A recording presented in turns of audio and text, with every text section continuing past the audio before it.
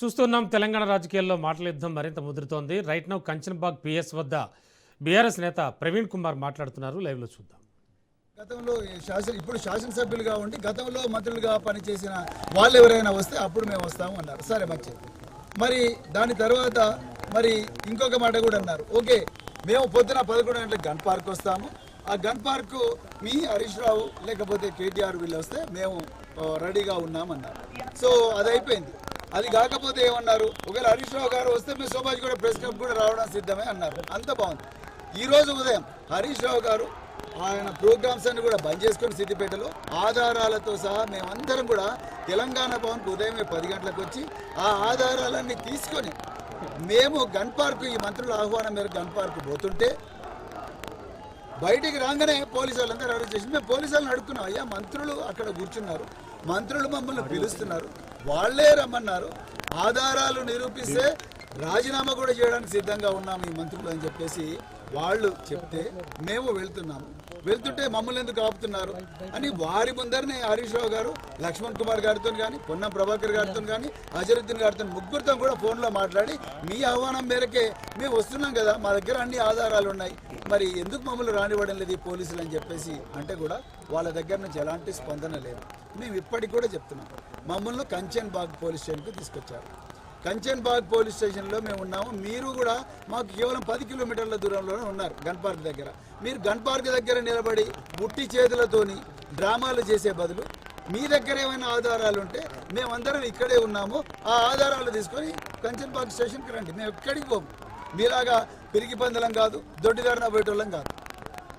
పోలీసులను అడ్డం పెట్టి డ్రామా ఆడాల్సిన అవసరం లేదు. మేము పోలీసు కస్టడీలోనే ఉన్నాం.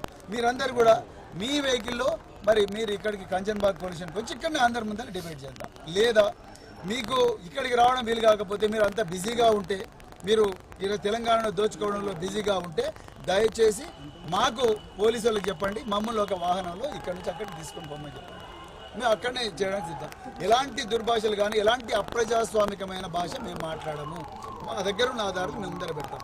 మీరు ఏ విధంగా ఒకప్పుడు చిన్న చిన్న కాంట్రాక్టర్లను డిపిసిల ద్వారా ఏ విధంగా ఎంకరేజ్ చేసి తెలంగాణ ప్రజలకు నాణ్యమైన వస్తువులు, తెలంగాణ విద్యార్థులకు నాణ్యమైన వస్తువులు కేసీఆర్ గారు హయాంలో ఇచ్చారు.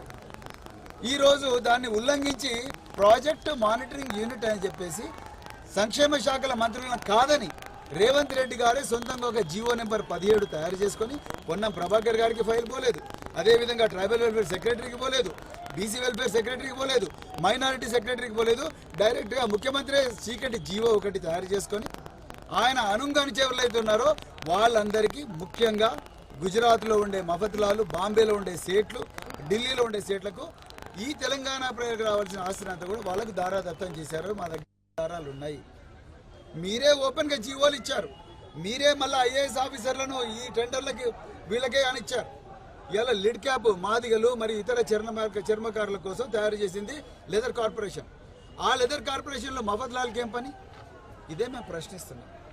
సన్నకారు చిన్న కుటీర పరిశ్రమల వాళ్ళు ఎవరైతే ఉన్నారో వాళ్లకు కాంట్రాక్ట్లు ఇవ్వమని గతంలో కేసీఆర్ ప్రభుత్వం ఇచ్చింది జీవోలు. ఆ జీవోలను మీరు ఎందుకు ఉల్లంఘిస్తున్నారు?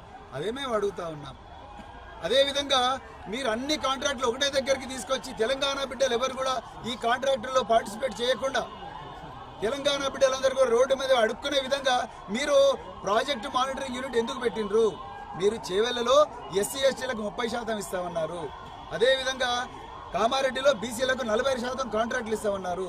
మరి మీ ప్రాజెక్టు మానిటరింగ్ యూనిట్లో ఈ వర్గాలకు ఎందుకు జీవోలు ఇవ్వలేదు?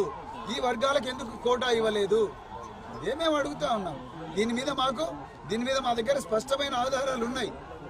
అవన్నీ కూడా మాకు ఆధారాలు చూపించామని మీరు ఎక్కడికి రమ్మంటే అక్కడికి వచ్చినాం కదా. మరి మీరు ఎందుకు మమ్మల్ని అరెస్ట్ చేశారు? ఇప్పుడు కూడా చెప్తున్నాం, మేము ఇక్కడే ఉంటాం. మీరు ఇక్కడ రాత్రి ఉంచుకుంటే రాత్రి కూడా ఉంటాం, మీరు రేపు పొద్దున ఉండమంటే ఉంటాం, ఈ పోలీస్ స్టేషన్లో ఉంటాం. కానీ మీరు ఇక్కడికి రావాలి, నిజాలు తెలంగాణ ప్రజలకు చెప్పాలి. ఇట్లా అరెస్టులతో మాత్రం మమ్మల్ని మా గొంతు నొక్కితే ఎవ్వరు ఊరుకునే వాళ్ళు లేరు. ఇదే మేము చెప్పాలనుకున్నాం. జై తెలంగాణ.